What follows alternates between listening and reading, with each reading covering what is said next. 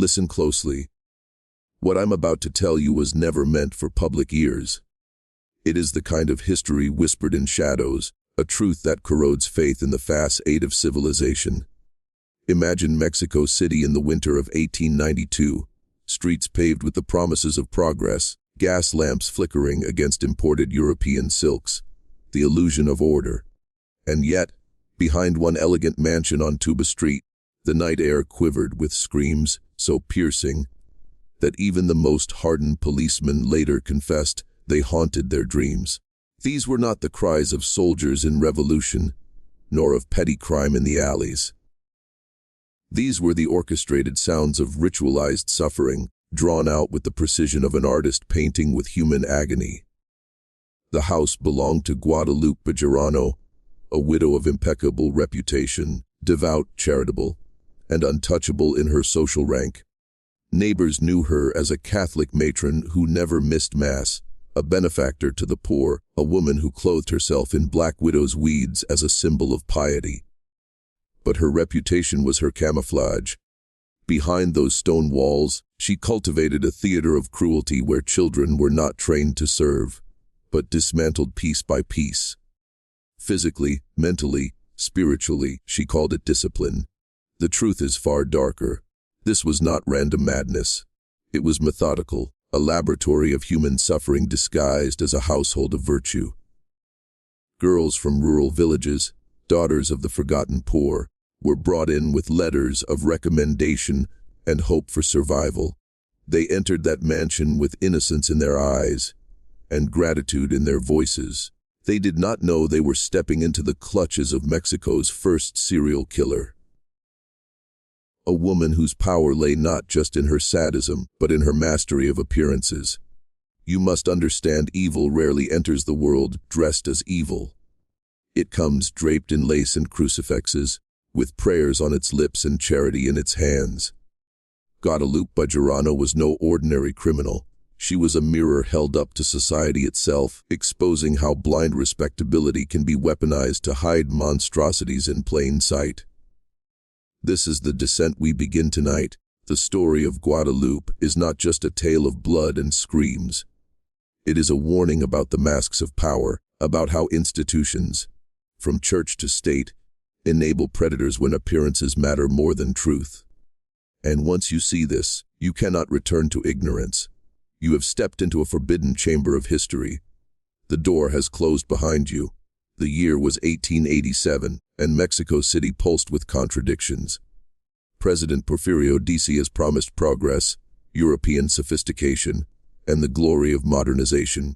But behind the gas lamps and carriages lurked tenements swollen with hunger and desperation. It was this divide, wealth versus poverty, facade versus reality, that Guadalupe exploited with surgical precision. She knew that the rich never looked too closely at the lives of the poor, and that the poor had no voice to accuse her. In this vacuum of oversight, she became both benefactor and predator, a dual role she wore with terrifying ease. At 43, Guadalupe had mastered the performance of respectability. She moved through the city like an untouchable force. Widow, businesswoman, benefactor to the church, she owned a mansion whose balconies overlooked Tuba Street, and every corner of it was carefully staged to project sanctity and order. Marble floors, crucifixes on the walls, religious paintings bathed in candlelight. It was theater, and she was its high priestess. Those who entered saw only devotion. None suspected that beneath the polished veneer, the house concealed an abyss. Her chosen victims were not random. They were selected with precision. Desperate girls from the countryside, abandoned by cholera, drought, or famine, came seeking work. They arrived at her door carrying nothing but faith in promises whispered by priests who thought they were sending them toward salvation. These were the forgotten daughters of Mexico, nameless in the eyes of the state, disposable in the eyes of society. When they vanished, no inquiries followed. The families had no power, no standing. Their suffering evaporated in silence. This is how predators thrive. They hunt in the blind spots of civilization. Guadalupe understood this better than most. She created what she called her method of training. But make no mistake, this was not education. It was dissection of the human spirit, testing thresholds of obedience, cataloging the breaking points of flesh and mind. She punished not to correct, but to savor. She humiliated not to teach, but to dominate. Her son Aurelio lived like a ghost above the house, trapped in silence. He witnessed enough to know the truth, but was too fractured, too drugged, too afraid to defy her. His stuttering voice and laudanum-soaked journals became the only record of what occurred in those rooms. He was the witness society ignored, the inconvenient shadow no one believed. Guadalupe's cruelty was not just individual madness. It was systemic.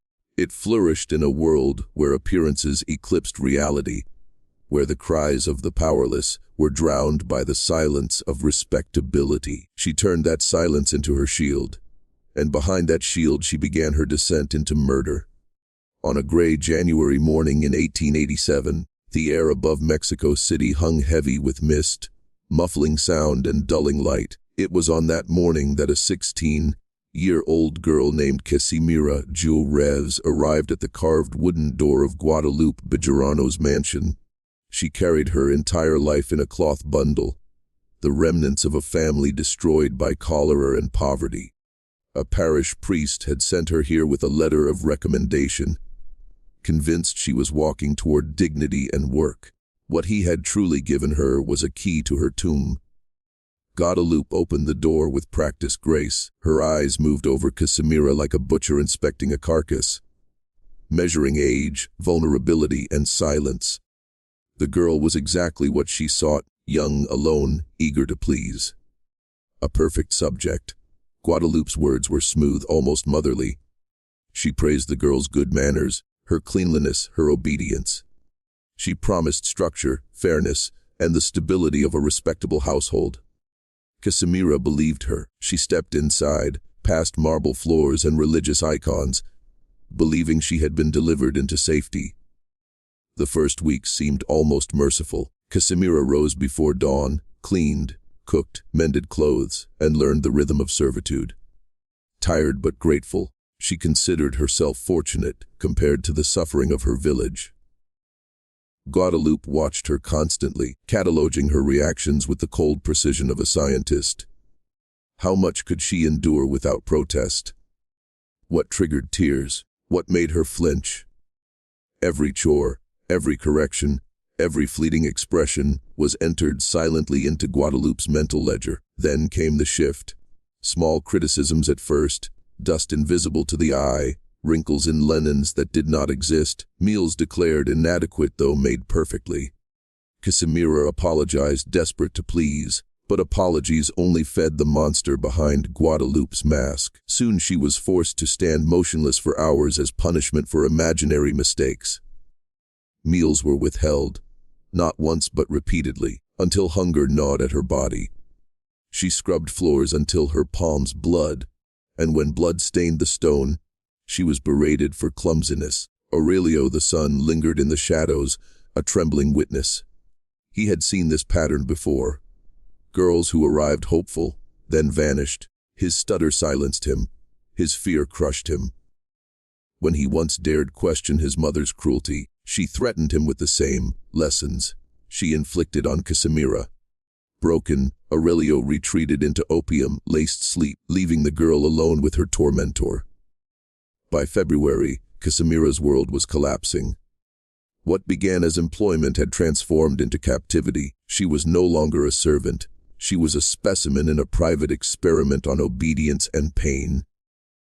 The mansion had closed around her like a coffin, and the first cracks of her spirit had already begun to show. Beneath Guadalupe Bejarano's mansion, in a space meant for storage, the air grew colder and heavier than the rooms above. Here, she had carved out what she privately called her training room, but what history should remember as a chamber of torment. The walls of stone absorbed the screams, muting them into the night, while iron tools and restraints lay carefully arranged like surgical instruments. Every detail was intentional. Every cruelty was prepared with the discipline of someone who saw herself not as a criminal, but as a pioneer of suffering. Casimira was brought here under the pretense of correction. What began as punishments for mistakes quickly transformed into rituals of humiliation and agony. Guadalupe stripped the girl not only of her clothes, but of her dignity, forcing her to stand shivering against the cold stone, whispering that she was impure, unworthy, in need of purification. Hunger weakened her body, fear hollowed her eyes. Guadalupe circled her like a predator, pointing out her imperfections, convincing her that every lash, every burn, every torment was deserved. The brazier meant to warm the household became an altar of cruelty. Guadalupe heated iron until it glowed red, bringing it close to Casimira's skin, savoring the moment of anticipation before the pain struck. The contact was brief but calculated, designed to wound, not kill. She had studied enough anatomy to know how far she could push without ending the experiment prematurely. And when wounds grew infected, she treated them with unsettling care, prolonging her subject's survival for further torment. But the physical pain was only half the design. Guadalupe mastered psychological warfare. She forced confessions from Casimira for sins she had never committed. She demanded gratitude for punishments that broke her will. Day after day, she twisted the girl's reality until she began to believe the suffering was her fault, that obedience and silence were her only salvation. This was not discipline. It was indoctrination, a breaking of spirit as precise as the breaking of bones. Above, Aurelio listened through the floorboards. His journal entries grew more frantic, filled with scratched lines about blood on the stairs, screams that no prayer could drown out, and his mother's cold smile when he asked too many questions. He wrote, "God help me, she enjoys it." Yet still, he did nothing. His paralysis was her protection. Casimira's body weakened, her spirit fractured. But to Guadalupe, this was only the beginning. The experiment was working. The girl was unraveling exactly as planned. And when the final moment came, it would not be death alone. It would be the complete annihilation of self. By early March of 1887, Casimira Juarez had been reduced to a shell of herself. Her once bright eyes were dim with starvation, her body frail and trembling from sleepless nights and relentless torment. But worse than the physical ruin was the erosion of her will. She no longer protested, no longer begged. She obeyed mechanically, as if her soul had already departed, leaving behind only a husk for Guadalupe's experiments. And that was precisely the transformation Guadalupe desired. For her, murder was not the act of killing. It was the art of erasing a person before the body died. On a night that smelled of damp earth and coal smoke, Guadalupe descended into her basement chamber with a calmness that bordered on ritual. Casimira, barely able to stand, was positioned before her. This was to be another lesson, but in truth it was the final performance. The brazier glowed, chains rattled faintly, and Guadalupe began her method with the same chilling composure she would use in prayer. She whispered accusations, forced apologies, inflicted pain with precision. But in the midst of this session, Casimira's body simply gave way. Her heart, starved of strength, faltered and ceased. She collapsed silently, her suffering extinguished not by mercy, but by exhaustion. For a brief moment, Guadalupe stared at the lifeless form with something close to disappointment. She had not intended the end to come so soon, yet mingled with that regret was a surge of satisfaction, an intoxicating awareness of the power she wielded. She had unmade a human being, not with rage, not with chaos, but with discipline, calculation, and patience. To her mind, it was a success, a revelation. Now came the practical matter of disposal. Guadalupe's efficiency did not falter. She wrapped Casimira's body in sheets, loaded it onto a cart under the cloak of night, and pushed it toward the city's edges where expansion left vacant lots and loose earth. There, she dug a shallow grave. The girl was swallowed by silence, forgotten by the world. No police would search, no priest would inquire, no neighbor would risk sullying their image by raising suspicions. Casimira had ceased to exist, as though she had never been. That night, as Guadalupe covered the grave, she made a decision. This was not an accident. This was a beginning. She would refine her methods, choose her victims more carefully, and savor the process with greater control. What she had discovered was too powerful to abandon. Death, to her, was not the end of her experiment. It was the invitation to begin again. Casimira's disappearance stirred little more than a whisper in Mexico City. A poor servant girl gone missing was hardly newsworthy. Such vanishings were often blamed on poverty, disease, or the lure of migration. Guadalupe Bejarano knew this indifference well, and she counted on it. Her first victim was not only forgotten, it was as if the world had conspired to erase her entirely. That erasure gave Guadalupe the confidence to evolve. From that moment forward, she was no longer merely a mother with a cruel streak. She was an architect of silence, a woman who could shape lives and deaths without consequence. She began to wear the mask of charity. To the church, she donated modest sums and sat piously at Mass, her rosary clutched in her hands with studied devotion. To her neighbors, she offered advice on domestic matters, playing the role of the respectable widow who kept her household in impeccable order.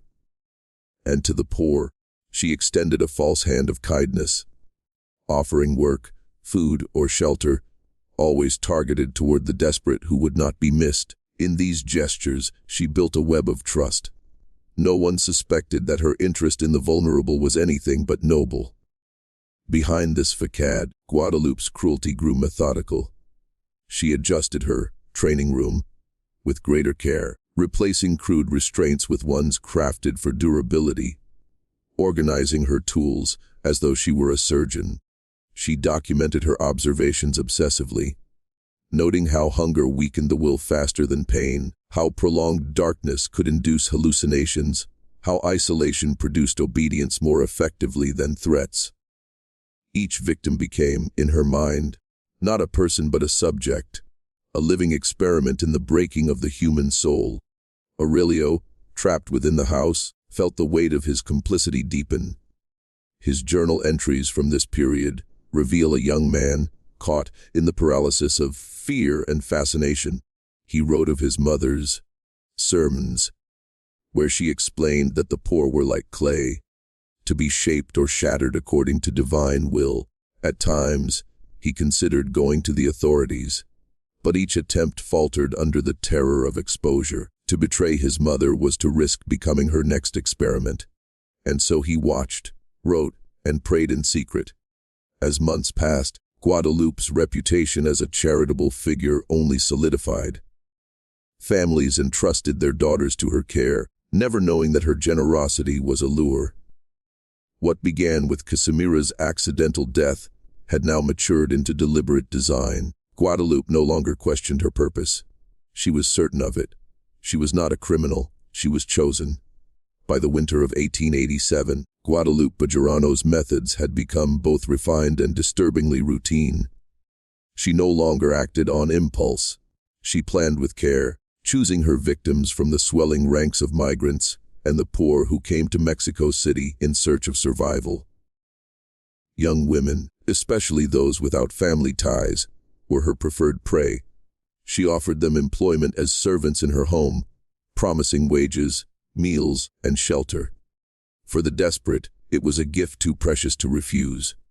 They entered her door believing they had found salvation. Few ever left. The disappearances began to form a quiet pattern.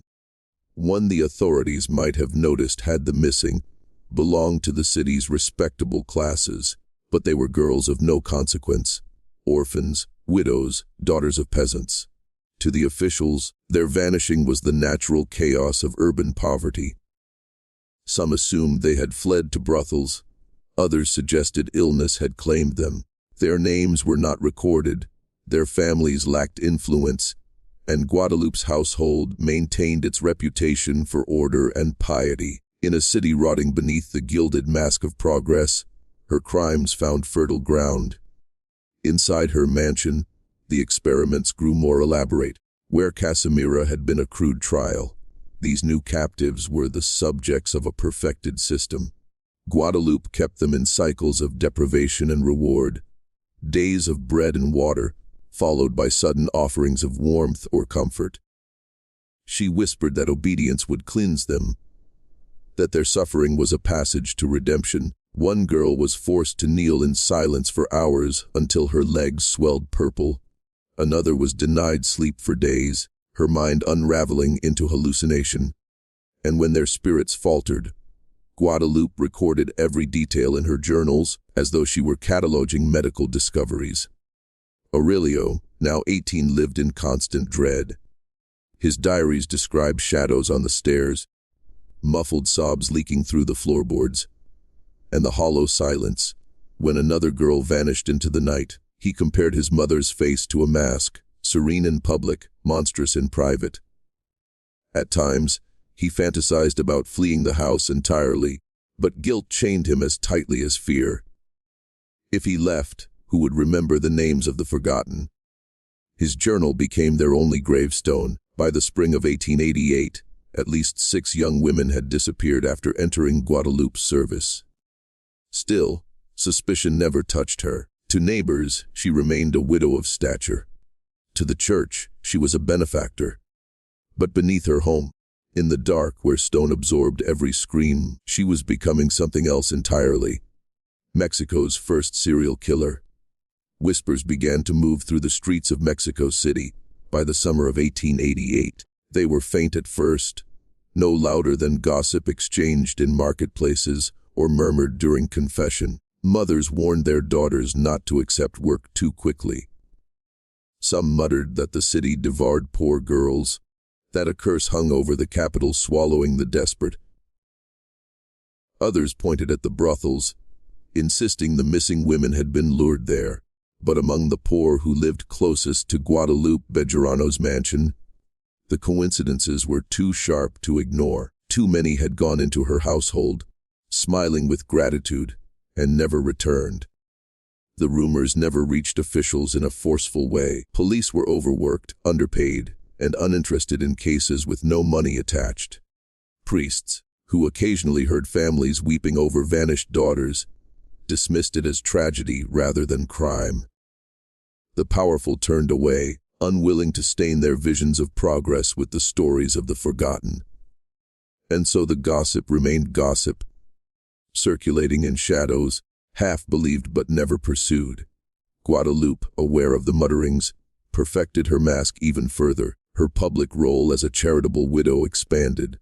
She hosted small gatherings for neighbors, invited priests for meals, and ensured her home radiated an aura of discipline and order. The same rooms that swallowed screams by night welcomed rosaries and hymns by day. She even staged acts of generosity, giving alms at church doors or distributing food to beggars in front of witnesses. Her message was simple. How could such a pious woman, so devoted to God and the poor, be suspected of evil? Inside, however, Aurelio knew the truth was curdling. His journal entries from this time tremble with fear. He described hearing his mother humming softly as she cleaned blood from the floorboards. He wrote of a night when a girl's voice rose in desperate prayer, before being silenced abruptly, followed by the smell of smoke seeping through the cracks in the floor.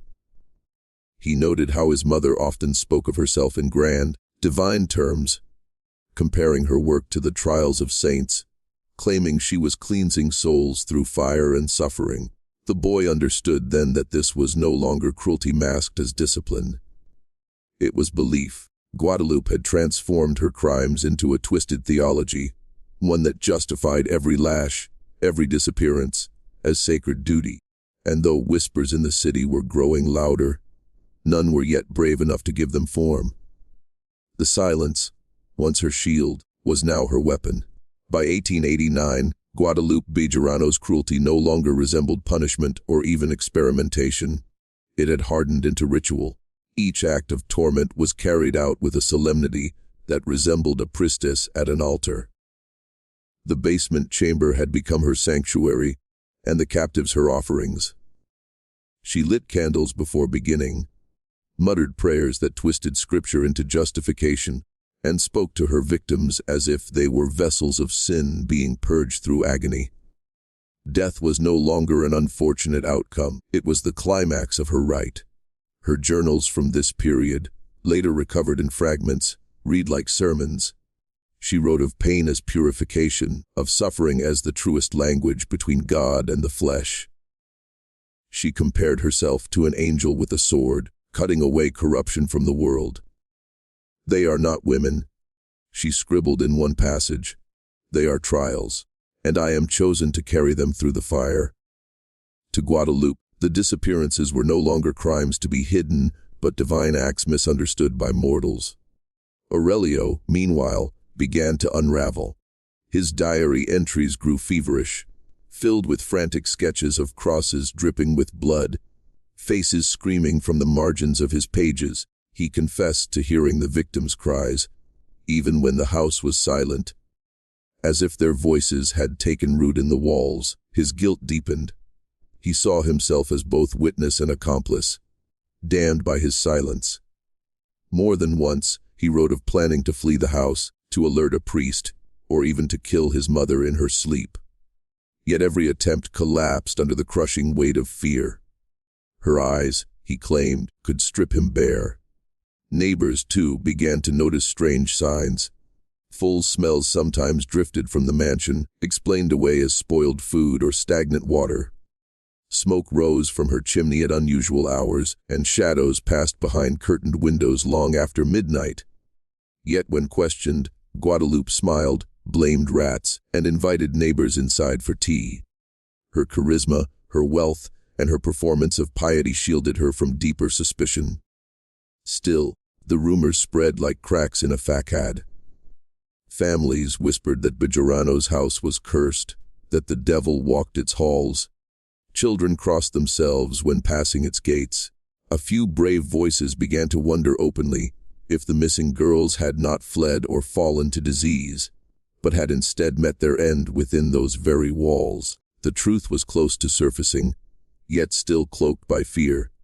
And in that fragile space between rumor and revelation, Guadalupe thrived, sharpening her cruelty into doctrine.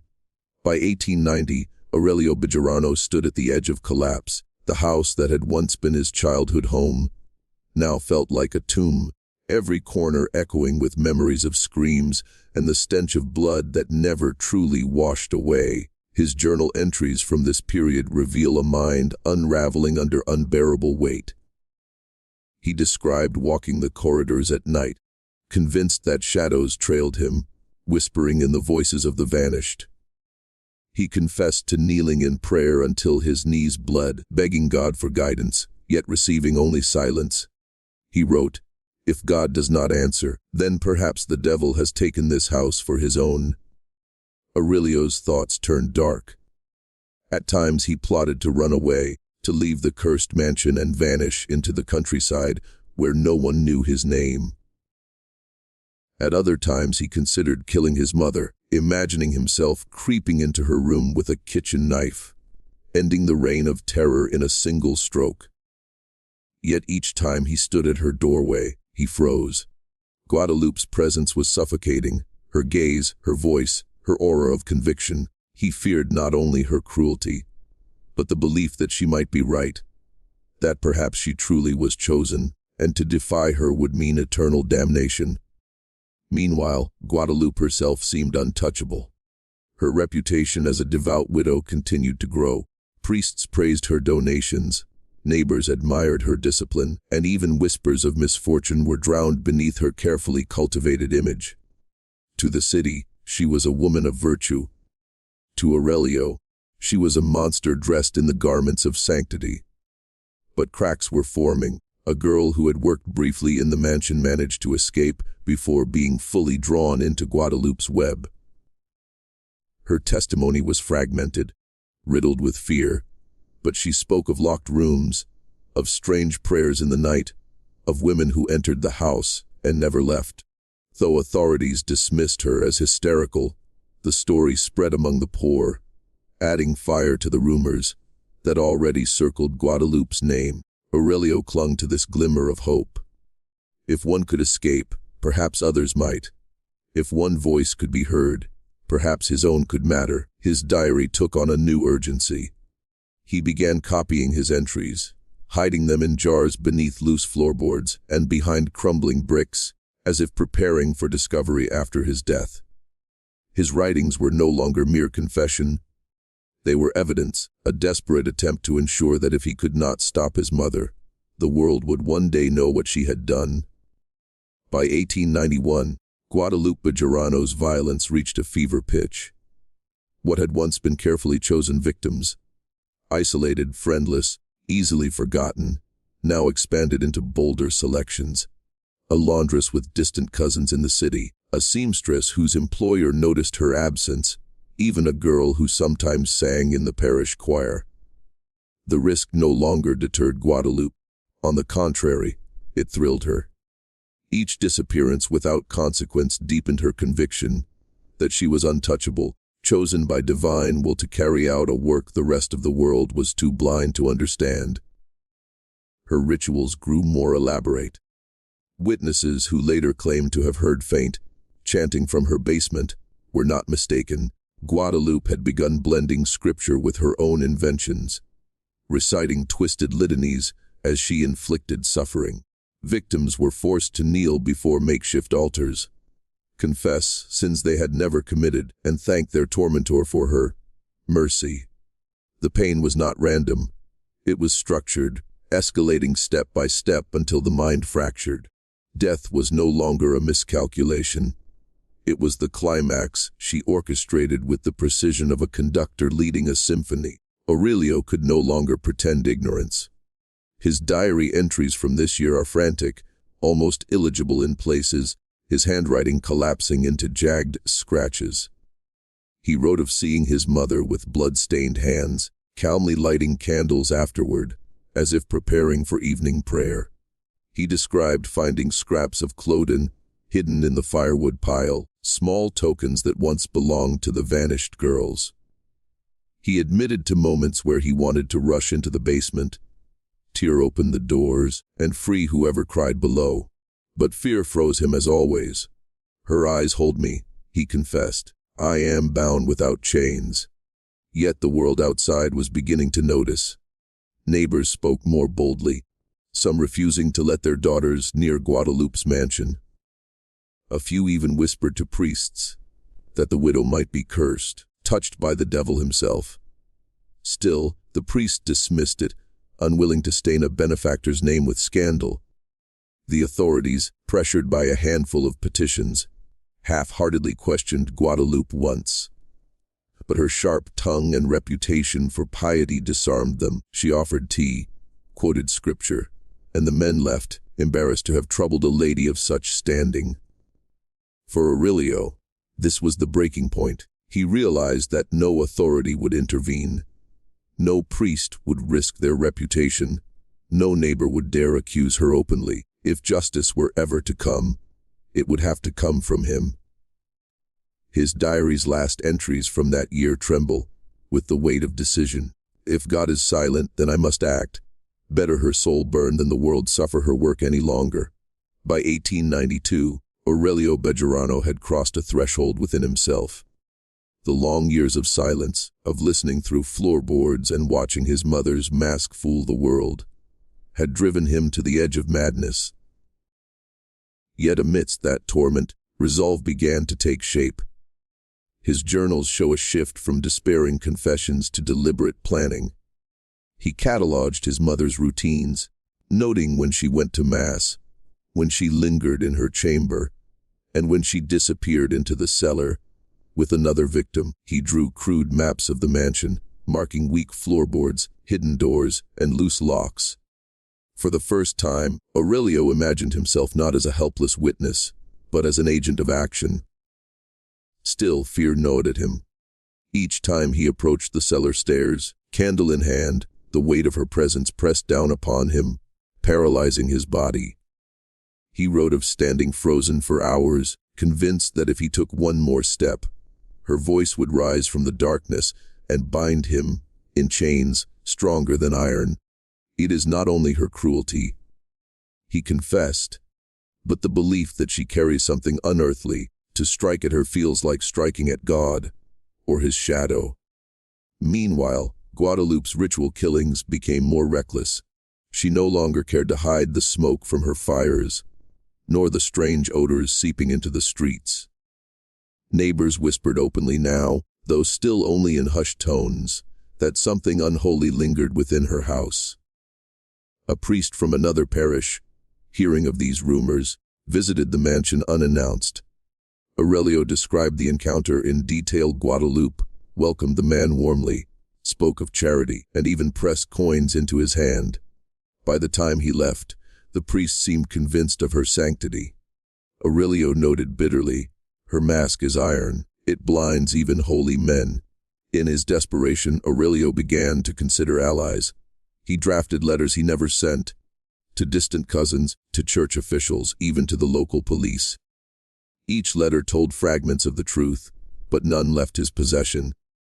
Fear of exposure, of being dismissed as mad, or worse, of his mother discovering the betrayal, stopped him cold. He buried the letters beneath floorboards alongside his journals, as if preparing for a day when others would find them. Yet one entry reveals his growing determination. "She is flesh. She bleeds. I have watched her cut and burn, and yet she eats, she sleeps, she prays. She is no angel, no demon, only a woman. If I can remember this, I can end her." For Aurelio, the battle was no longer just against his mother's crimes. It was against the grip she held over his very soul. The first attempt came on a night thick with rain, when the streets of Mexico City glistened like black mirrors. Guadalupe had taken another girl below. Aurelio never learned her name, only the sound of her voice, which trembled like a candle in a draught. That night, as the screams cut through the storm, Aurelio descended the stairs with a knife clutched in his hand. His body shook so violently he nearly dropped it. Every instinct told him to turn back, to drown his fear in laudanum, but he forced himself onward. He believed, if only for a moment, that courage was stronger than blood. When he reached the cellar door, he found it locked. That lock was more than metal. It was the barrier that had caged him his entire life. He pressed his forehead against it, listening to the agonized cries within, and his courage dissolved.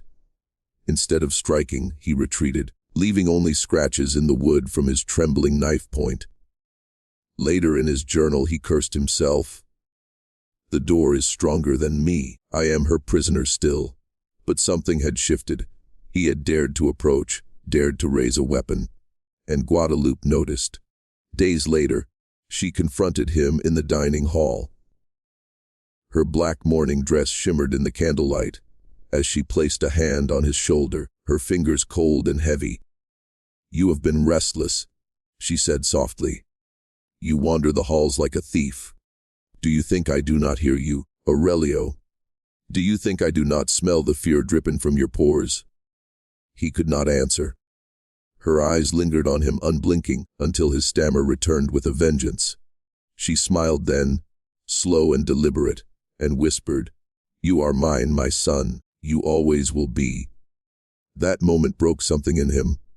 For the first time, Aurelio no longer sought escape for himself. He began to think only of ending her reign, even if it meant his own destruction. His journals became darker, more resolute. He wrote in cryptic phrases, symbols, and Latin prayers, as if calling upon something beyond himself. A sacrifice must be made. One entry reads, "Better my life than 100 more. Better my blood than the blood of children." The mansion itself seemed to conspire against him. Walls whispering, doors groaning at his passage, shadows lengthening in ways that defied the light. Yet Aurelio pressed on. He began to tamper with her tools, dulling blades, loosening shackles, pouring water into her brazier to dull the heat of her irons. Small acts of sabotage that bought her victims fleeting moments of relief, though never freedom. In these hidden rebellions, Aurelio discovered something more dangerous than fear, resolve sharpened into a weapon. By the spring of 1893, Aurelio's quiet sabotage began to erode the perfection of Guadalupe's rituals. Her brazier no longer burned as hot. Her irons cooled too quickly. Shackles slipped loose when her victims writhed against them. At first she blamed the servants, hissing that they were careless in maintaining her instruments. But the mistakes multiplied, and a suspicion darker than anger crept into her thoughts. She began to study Aurelio with the same predator's patience she once reserved for her victims. He felt it. The weight of her gaze followed him through the house, through the streets, even into his dreams. His stutter worsened, his hands shook uncontrollably. But still he continued his sabotage. He scribbled frantic prayers in his journal as though words alone could cloak him from her sight. She is watching. She hears my steps. If I falter, she will consume me as she has consumed them. Yet between these prayers, sharper entries appeared. If she suspects me, then the time draws near. Better to strike first. Guadalupe's paranoia deepened. She searched her son's quarters while he slept, fingering the drawers of his desk, tracing her hands across his journals, though never opening them. One night, she entered his room and stood silently at his bedside, her shadow stretching across his body. Aurelio pretended to sleep, every muscle rigid, while her breath moved over him like smoke. At dawn, she withdrew without a word. In his journal he wrote, "I felt the grave open and close above me." She was deciding. To the neighbors, the Bejarano household began to reek of unease, strange noises, metal clashing, wood splintering, muffled cries, slipped through its stone walls, mixing with the smell of burned flesh that no incense could mask. Yet when questioned, Guadalupe only smiled with saintly wariness, speaking of charity work and illness in her household. The city, distracted by political unrest and the widening gulf between rich and poor, looked away. But inside the mansion, the air thickened with confrontation. Aurelio grew reckless, sabotaging not only tools but food, slipping laudanum into his mother's wine to slow her movements, dull her focus. For brief hours she seemed weaker, her cruelty delayed. But she recovered each time, sharper and more suspicious. The house had become a battleground of silence, where every glance, every step, carried the weight of war unspoken. Aurelio knew that his small rebellions could not last. Soon she would catch him, and when she did, his punishment would be unlike anything her victims had ever endured. Yet in that certainty lay freedom. If death was inevitable, then every breath could become a weapon. The night of reckoning came without warning. Mexico City lay under a moonless sky, its streets silent except for the distant clatter of carriages and the hiss of gas lamps. Inside the Bejarano mansion, Aurelio's heart hammered as though sensing fate approaching. He had prepared himself for weeks, rationing his laudanum to keep his mind sharp, hiding a heavy iron poker beneath his mattress. Every entry in his journal had narrowed to a single phrase, repeated like a prayer, like a curse. "Tonight, I end her." Guadalupe descended into the cellar with her latest victim, a girl no older than 15, trembling, clutching the edge of her torn shawl.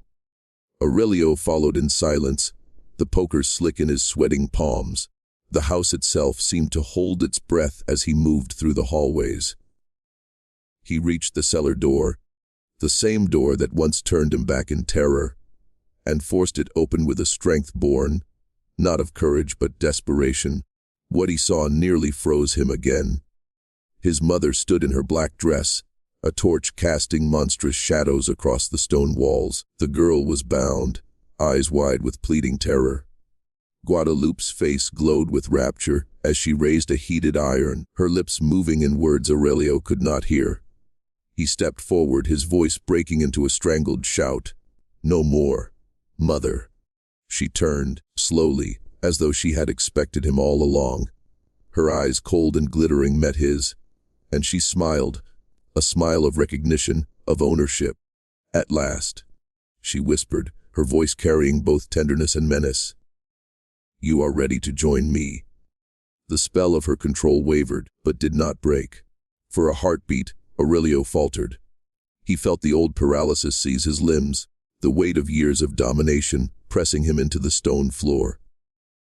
But then his eyes fell upon the girl, her tears catching the torchlight, and something within him surged free. With a cry torn from his soul, he swung the poker. The iron connected with a sickening crack. Guadalupe staggered but did not fall, her grip tightening on the glowing rod. She hissed, almost inhuman, and lunged at him. The cellar erupted into chaos. Torchlight flaring, chains clattering, the girl screaming, Aurelio striking again and again. Mother and son, bound by blood and hatred, collided in a battle that had been building for decades. Whether Aurelio's blows would free him or merely seal his damnation, history remains silent. Some say neighbors later heard shrieks unlike anything human, then silence. Others claim the mansion swallowed them both, leaving only whispers and shadows on Tuba Street. But Aurelio's final journal entry, smeared with blood, was found years later beneath the cracked stones. She is flesh, she bleeds. Tonight the curse ends, or I do.